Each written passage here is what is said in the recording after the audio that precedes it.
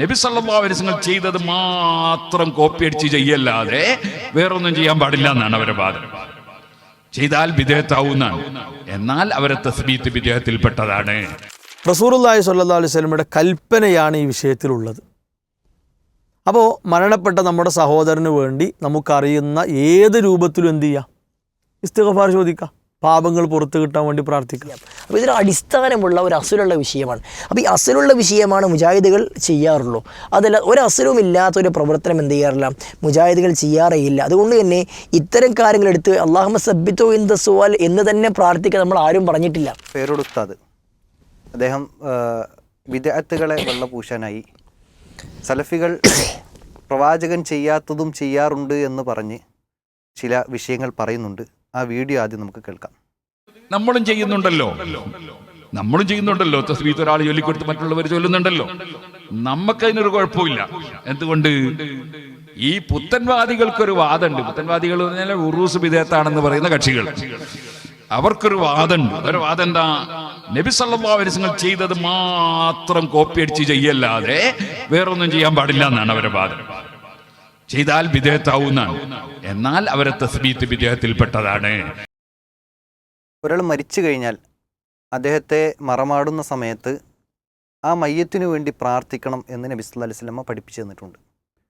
അവിടെ ആ നേരത്ത്, മറമാടുന്ന നേരത്ത് ആ മയ്യത്തിനെ ചോദ്യം ചെയ്യപ്പെടും. അതുകൊണ്ട് നിങ്ങൾ അവർക്ക് വേണ്ടി പ്രാർത്ഥിക്കൂ, തസ്ബീത്തിനു വേണ്ടി പ്രാർത്ഥിക്കൂ എന്ന് പ്രവാചകൻ്റെ വചനം കാണാൻ കഴിയും. ആ വചനത്തെ മുൻനിർത്തിക്കൊണ്ട് സലഫികൾ ചെയ്യുന്ന നന്മയെ അല്ലെങ്കിൽ മയ്യത്തിനു വേണ്ടിയുള്ള പ്രാർത്ഥനയെ ഇദ്ദേഹം പറയുന്നു, ഇത് നബി സല്ലല്ലാഹു അലൈഹി വസല്ലമ കാണിച്ചു തരാത്തതാണ്. ഇതിലൂടെ, ഈ സംസാരത്തിലൂടെ പേരോട് ഉസ്താദ് സ്ഥാപിക്കാൻ ശ്രമിക്കുന്ന രണ്ട് കാര്യങ്ങളുണ്ട്. ഒന്ന്, നബി സല്ലല്ലാഹു അലൈഹി വസല്ലമ ചെയ്യാത്തത് ചെയ്യുന്നവരാണ് സലഫികൾ. അപ്പോൾ അതിലൂടെ ബിദ്അത്തും കടത്തിക്കൂട്ടാം എന്ന ഒരു മെസ്സേജ് കൂടിയാണ് അദ്ദേഹം പറയുന്നത്. ഈ ഒരു സംസാരത്തിനോട് ഉസ്താദിൻ്റെ പ്രതികരണം എന്താണ്? ഇവിടെ അദ്ദേഹം ചെയ്തൊരു പണി എന്താ വെച്ചാൽ, അത് നല്ല നാണയം കാണിച്ചിട്ട് കള്ളനാണയം വിറ്റ് കാര്യം സാധിക്കുന്നൊരു പണിയാണ് ശരിക്കും ചെയ്തത്. കാരണം തസ്ബീത്ത്, അതേപോലെ തന്നെ ഇസ്തിഗ്ഫാർ, മയ്യത്തിന് വേണ്ടി ചോദിക്കുക, തേടുക എന്നതൊക്കെ പ്രമാണമാണ്. റസൂലുള്ളാഹി സ്വല്ലല്ലാഹു അലൈഹി വസല്ലമയുടെ കൽപ്പന ഉള്ള വിഷയമാണ്. ഇസ്തഗ്ഫിറൂ ലി അഖീക്കും, നിങ്ങൾ നിങ്ങളെ സഹോദരന് വേണ്ടി ഇസ്തിഗ്ഫാർ നടത്തണം. വസലൂ ലഹു ബി തസ്ബീത്ത്, നിങ്ങൾ തസ്ബീത്തിനെ ചോദിക്കണം. ഫൈന്നൗൽ ആന യുസ്അൽ, അവൻ ചോദിക്കപ്പെടുകയാണ്. ഇത് പ്രമാണമാണ്. ഇസ്തിഗ്ഫാറും തസ്ബീത്തും പ്രമാണമാണ്. റസൂലുള്ളാഹി സ്വല്ലല്ലാഹു അലൈഹി വസല്ലമയുടെ കൽപ്പന, അവിടുന്ന് ആഹ്വാനമാണ് ഇത്. റസൂലുള്ളാഹി സ്വല്ലല്ലാഹു അലൈഹി വസല്ലമ ഈ കാര്യം ചെയ്തു എന്ന് സംശയമല്ല. അതായത് അവിടുന്ന് ഇസ്തിഗ്ഫാർ തേടിയതും തസ്ബീത്തിനെ ചോദിച്ചതും ഈ ഹദീസ് പ്രകാരം ഉണ്ട്. അതേപോലെ സ്വഹാബത്തും ഈ ഹദീസ് പ്രകാരം മനസ്സിലാക്കി അവരുടെ കൂട്ടത്തിൽ നിന്ന് മരണപ്പെട്ടവർക്ക് വേണ്ടി ഈ കാര്യങ്ങളൊക്കെ നിർവഹിച്ച് പോന്നതുമായ കാര്യമാണ്. കാരണം ഇത് ഇസ്ലാമിൻ്റെ ഒരു കൽപ്പന, നമ്മൾ മയ്യത്തിന് വേണ്ടി നിർവഹിക്കേണ്ടതായി പഠിപ്പിച്ചൊരു കാര്യമാണ് ദുആ. എന്നാൽ ഇവിടെ പ്രത്യേകമായ രൂപം ഇല്ല.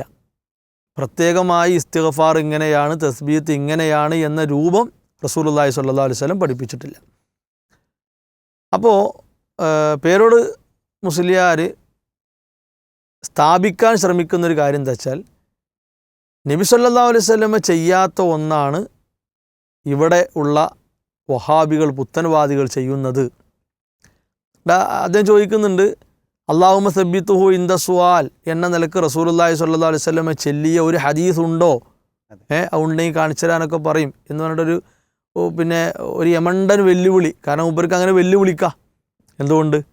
അല്ലാഹുമ്മ സബ്ബിത്തുഹു ഇൻദ സുആൽ എന്ന നിലക്ക് റസൂലുള്ളാഹി സ്വല്ലല്ലാഹു അലൈഹി വസല്ലമയുടെ ഒരു വാക്കില്ല.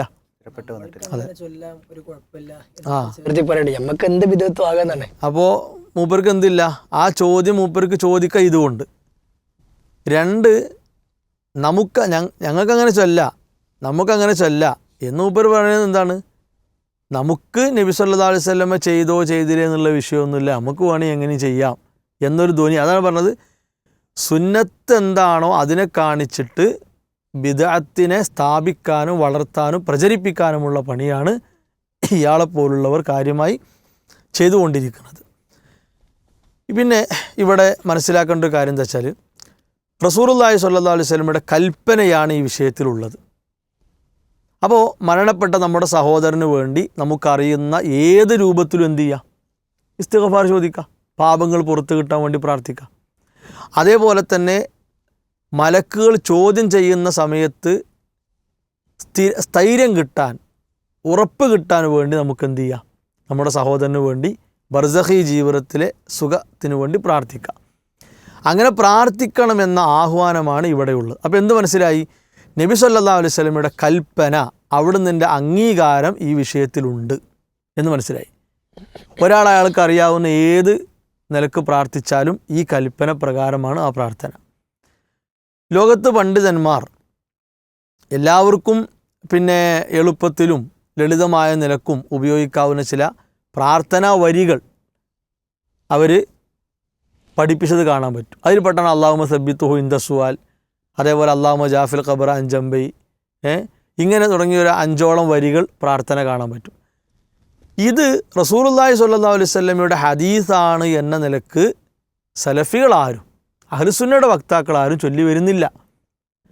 അതേപോലെ തന്നെ ഈ ഹദീസ് വെച്ചിട്ട് കാര്യം പഠിപ്പിക്കുമ്പോൾ നമുക്കെല്ലാവർക്കും ചൊല്ലാവുന്ന എളുപ്പത്തിനും ഒരു സൗകര്യത്തിനും എല്ലാവരും ചോദിക്കുന്നത് ഒരേ നിലക്കുള്ള ഒരേ ശൈലിയിലുള്ള കാര്യങ്ങളാകാൻ വേണ്ടി പണ്ഡിതന്മാരെന്തായിട്ടുണ്ട്, ചില വരികൾ, പ്രാർത്ഥനാ വാചകങ്ങൾ അതിൻ്റെ ഭാഗമായി പഠിപ്പിച്ചിട്ടുണ്ട്. അങ്ങനെ തന്നെയാണ് പണ്ഡിത ലോകം അതിൻ്റെ മറുപടിയും നൽകി പോന്നിട്ടുള്ളത്.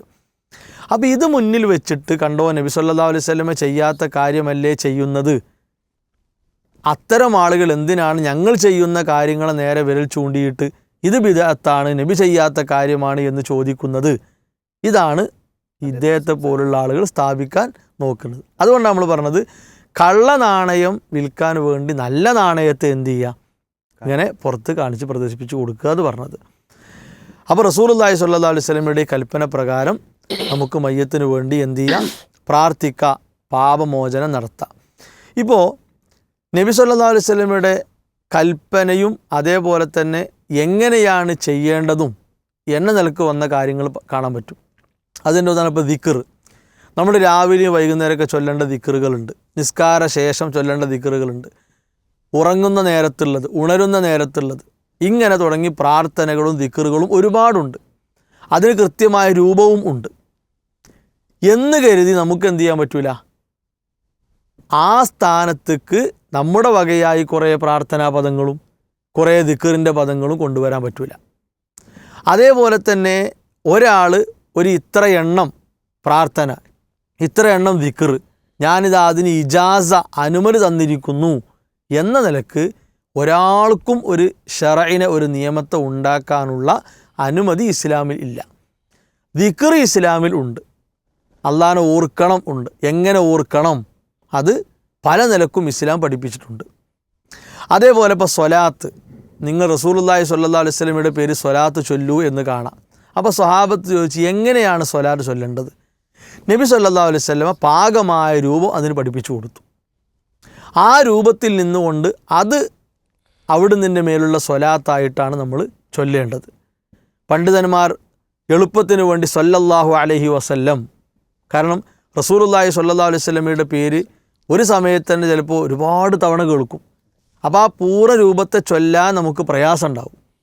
അവിടെ ഒരു എളുപ്പം എന്ന നിലക്ക് പണ്ഡിതന്മാരുടെ ഇജ്മാ ഉള്ള കാര്യമാണ് സല്ലല്ലാഹു അലൈഹി വസല്ലം എന്നത്. എന്നാൽ ഈ സ്വലാത്തിൻ്റെ രൂപം ഉണ്ടായിരിക്കെ ലോകത്ത് ഓരോരുത്തരും അവരെ ഇഷ്ടത്തിന് ഏതൊക്കെ നിലക്കുള്ള സ്വലാത്തുകൾ എഴുതിയിട്ടുണ്ട്, അതൊക്കെ ഇസ്ലാമായി എടുക്കാൻ പറ്റില്ല, കാരണം ഇവിടെ രൂപമുണ്ട്. മൂന്നാമത്തെ ഇപ്പോൾ ഈദ്, ആഘോഷം, ഇസ്ലാമിലെ ആഘോഷം എങ്ങനെ എന്ന് കാണാൻ പറ്റും. ചെറിയ പെരുന്നാളാകട്ടെ, വലിയ പെരുന്നാളാകട്ടെ, യൗമുൽ ജുമഅ ആകട്ടെ, ഒക്കെ കാണാൻ പറ്റും. അതിൻ്റെ ആദാബുകളും മറ്റും എല്ലാം കാണാം. എന്നാൽ ഏതെങ്കിലും ഒരു മാസം, ഏതെങ്കിലും ഒരു ദിവസം, ഒരു വ്യക്തിയുടെ ജനനം, ഒരു വ്യക്തിയുടെ മരണം അടിസ്ഥാനമാക്കി നമുക്കൊരാഘോഷം ഉണ്ടാക്കാൻ ഇസ്ലാമിൽ തെളിവില്ല. അപ്പോൾ ഇസ്ലാമിൽ ആഘോഷമല്ലേ ഉണ്ട്, അത് ശറഅാണ്. ഇല്ലാത്ത ഒരു ആഘോഷം ഉണ്ടാക്കാൻ ഇതിനെ മറപിടിക്കാൻ പാടില്ല. അപ്പോൾ ഇവിടെ തസ്ബീത്ത് ചോദിക്കണം, ഇസ്തിഗ്ഫാർ ചോദിക്കണം എന്ന ഇസ്ലാമിൻ്റെ കൽപ്പനയെ ദുരുപയോഗം ചെയ്തുകൊണ്ട് അനാചാരങ്ങളും അന്ധവിശ്വാസങ്ങളും പ്രചരിപ്പിക്കാനുള്ള ഈ ശ്രമം അതൊരിക്കലും വില പോവുകയില്ല. അതൊരു പാഴ്വേലയായി മാത്രമേ പിന്നെ ആവുകയുള്ളൂ എന്നാണ് സൂചിപ്പിക്കാനുള്ളത്. ഇത്തരം ഉസ്താദുമാരുടെ പ്രവർത്തനങ്ങൾ എപ്പോഴും ഇസ്ലാമിനെ എങ്ങനെയൊക്കെ വളച്ചൊടിച്ച് അവരുടെ വാദങ്ങൾ സ്ഥാപിക്കാൻ ശ്രമിക്കാം എന്നതാണ് ഇവരുടെ ഗവേഷണങ്ങൾ പോലും ഉള്ളത് എന്നതാണ്. ഏതായാലും ഈ പേരൂർ ഉസ്താദിൻ്റെ സംസാരത്തിൽ രണ്ട് കാര്യങ്ങളുണ്ട്.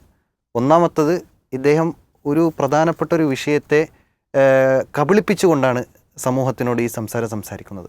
അപ്പോൾ കബളിപ്പിക്കുക എന്നത് വളരെ ഗൗരവമുള്ള വിഷയമാണ്.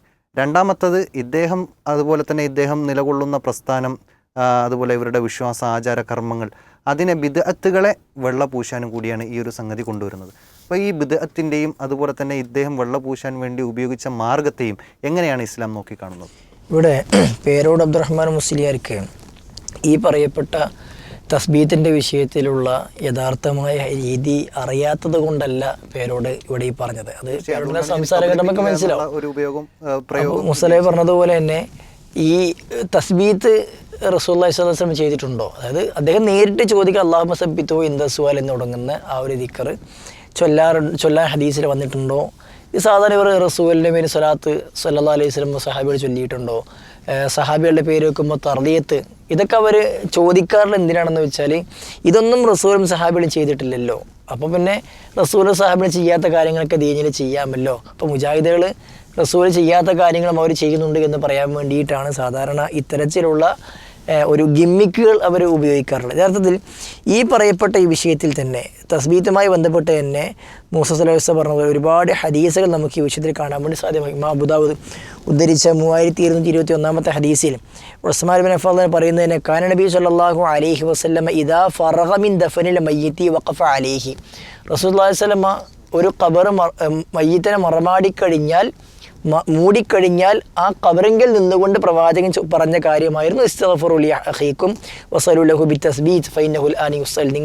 നിങ്ങളുടെ സഹോദരനെ നിങ്ങൾ ഇസ്തിഗ്ഫാർ തേടിക്കൊള്ളുക, അവൻ തസ്ബീത്തിനെ സ്ഥിരതയ്ക്ക് വേണ്ടി പ്രാർത്ഥിച്ചു കൊള്ളുക, അവൻ ഇപ്പോൾ ഖബറിൽ ചോദ്യം ചെയ്യപ്പെടുമെന്ന വിഷയം ഒരുപാട് ഹദീസിൻ്റെ ഗ്രന്ഥങ്ങളിൽ വന്നിട്ടുണ്ട്. ഇമാം നബവി റഹ്മത്തുള്ളാഹി അലൈഹി അദ്ദേഹത്തിൻ്റെ അൽ-അദ്കാറിൽ ഈ വിഷയം പ്രത്യേകമായി കൊണ്ടുവന്നിട്ടുണ്ട്. രണ്ടാം ഷാഫി എന്നറിയപ്പെടുന്ന ഷാഫി മദ്ഹബിലെ പ്രധാനപ്പെട്ട ഒരു പണ്ഡിതനാണ് ഇമാം നബവി റഹ്മത്തുള്ളാഹി. അപ്പോൾ അദ്ദേഹം ഈ കാര്യത്തിന് അസ്ലുണ്ടെന്ന് പഠിപ്പിച്ചു. മുജാഹിദുകളെ സംബന്ധിച്ചിടത്തോളം ഒരു കാര്യം സമസ്തയിലെ നേരത്തെ ജാറമ്മൂടൽ പറഞ്ഞതുപോലെ അല്ലെങ്കിൽ പിന്നെ ചന്ദ്രക്കുളം പറഞ്ഞതുപോലെ ആരെങ്കിലും ചെയ്യുന്നത് കൊണ്ട് ഒരു അടിസ്ഥാനവുമില്ലാത്ത കുറേ കാര്യങ്ങൾ ചെയ്തു കൂട്ടുക എന്നൊരു പരിപാടി മുജാഹിദ് സാധനത്തിലില്ല. നബി സല്ലല്ലാഹു അലൈഹി വസല്ലമ ചെയ്ത് കാണിച്ചു തന്നത് അല്ലെങ്കിൽ പ്രവാചകൻ സല്ലല്ലാഹു അലൈഹി വസല്ലമയുടെ അനുവാദമുള്ളത് നമുക്ക് ഹദീസിൽ മാതൃകയുള്ളൊരു കാര്യത്തെ മാത്രമേ നമ്മൾ ചെയ്യാറുള്ളൂ.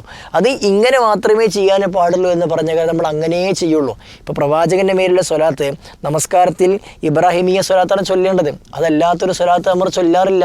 അതിലേക്ക് സയ്യിദിന എന്ന് കൂട്ടിച്ചേർക്കുന്ന ആളുകളുണ്ട്. അത് കൂട്ടിച്ചേർക്കാൻ പാടില്ല. കാരണം നബി സല്ലല്ലാഹു അലൈഹി വസല്ലം പഠിപ്പിച്ച ഇബ്രാഹിം സ്വലാത്തിൽ അല്ലാഹുമ്മ സ്വല്ലി അലാ സയ്യിദിന ഇല്ല. അതുകൊണ്ട് പ്രവാചകൻ പഠിപ്പിച്ചത് മാത്രമേ പാടുള്ളൂ. എന്നാൽ പ്രവാചകൻ സല്ലല്ലാഹു അലൈഹി വസല്ലമക്ക് സ്വല്ലു അലൈഹി വസല്ലിമു തസ്ലീമ എന്ന ആയത്തിൻ്റെ അടിസ്ഥാനത്തിൽ അതല്ലാത്ത സമയത്ത് നമ്മൾ പ്രവാചകൻ്റെ മേൽ സ്വലാത്ത് ചൊല്ലുമ്പോൾ നമുക്ക് ഏത് രൂപത്തിലുള്ള സ്വലാത്തും ചൊല്ലാം എന്ന് നമ്മൾ പറയാറുണ്ട്. അത് അവിടെ അടിസ്ഥാനമുണ്ട്. ആ അടിസ്ഥാനമില്ലാത്തൊരു കാര്യത്തിലേക്ക് നമ്മൾ പോകാറില്ല. മഹാനായ അംർ ഇബ്നു ആസ് റളിയല്ലാഹു അൻഹു അദ്ദേഹം ഇതിൽ മറ്റൊരു അസ്ൽ കൂടി നമുക്ക് പഠിപ്പിച്ചു നൽകുന്നുണ്ട് ഈ വിഷയത്തിൽ. അംർ ഇബ്നു ആസ് റളിയല്ലാഹു അൻഹു അദ്ദേഹം പറയുന്ന ഒരു സംഭവം ഹദീസിൽ ഇമാം മുസ്ലിം ഉദ്ധരിക്കുന്ന 121 ഹദീസ്, ഇമാം അഹ്മദ് റഹ്മത്തുള്ളാഹി അദ്ദേഹത്തിൻ്റെ മുസ്നദിൽ 4 സ്ഥലങ്ങളിൽ ഈ ഹദീസ് കൊണ്ടുവന്നിട്ടുണ്ട്. അംർ ഇബ്നു ആസ് റളിയല്ലാഹു അൻഹു ഇസ്ലാം സ്വീകരിച്ച ഒരു വ്യക്തിയാണ്. അദ്ദേഹം എൻ്റെ ജീവിതത്തിൽ 3 ഘട്ടങ്ങൾ കടന്നു പോയിട്ടുണ്ട് എന്ന് പറഞ്ഞുകൊണ്ടുള്ള വിശാലമായ ഹദീസ് അദ്ദേഹം പ്രവാചകനെടുക്കൽ വന്ന് ബൈഅത്ത് ചെയ്യുമ്പോൾ എനിക്ക് എൻ്റെ പാപങ്ങൾ പുറത്ത് കിട്ടണമെന്ന് പ്രവാചകനോട് ഷർത്ത് വെച്ചുകൊണ്ട് ബൈഅത്ത് ചെയ്തപ്പോൾ നബി സല്ലല്ലാഹു അലൈഹി വസല്ലമ ഇസ്ലാമോട് കൂടി മുഴുവൻ പാപങ്ങളും പുറത്ത് കിട്ടുമെന്ന് പറഞ്ഞ വിശാലമായ വലിയൊരു ഹദീസാണ്. ആ ഹദീസിൽ അദ്ദേഹം പറയുന്നത് എൻ്റെ 3-ാം ഘട്ടം റസൂൽ പിന്നെ പ്രവാചകൻ്റെ ജീവിതത്തിന് ശേഷം കഴിഞ്ഞു പോയി. ഇനി എന്നെ സംബന്ധിച്ചിടത്തോളം അതിനുശേഷം എൻ്റെ അവസ്ഥ എന്താണ് എന്ന് എനിക്ക് കൃത്യമായിട്ട് അറിയില്ല. അതുകൊണ്ട് ഞാൻ പരലോകത്ത് ബുദ്ധിമുട്ടുമോ എന്നെനിക്ക് പേടിയുണ്ട്. അദ്ദേഹത്തിൻ്റെ മക്കൾ പറയുന്നു താങ്കൾ സ്വർഗം കൊണ്ട് സന്തോഷവാർത്ത അറിയിക്കപ്പെട്ട ആളല്ലേ, എന്തിനാണ് പേടിക്കുന്നത്? അദ്ദേഹം എന്നിട്ടും ബേജാറ് പറഞ്ഞുകൊണ്ട് ആ ബേജാറ് പറഞ്ഞിട്ട് അവസാനം അദ്ദേഹം തൻ്റെ കൂടെയുള്ള സഹാബികളോട് പറയുന്ന ഒരു കാര്യമുണ്ട്, കുറേ ഉപദേശങ്ങൾ.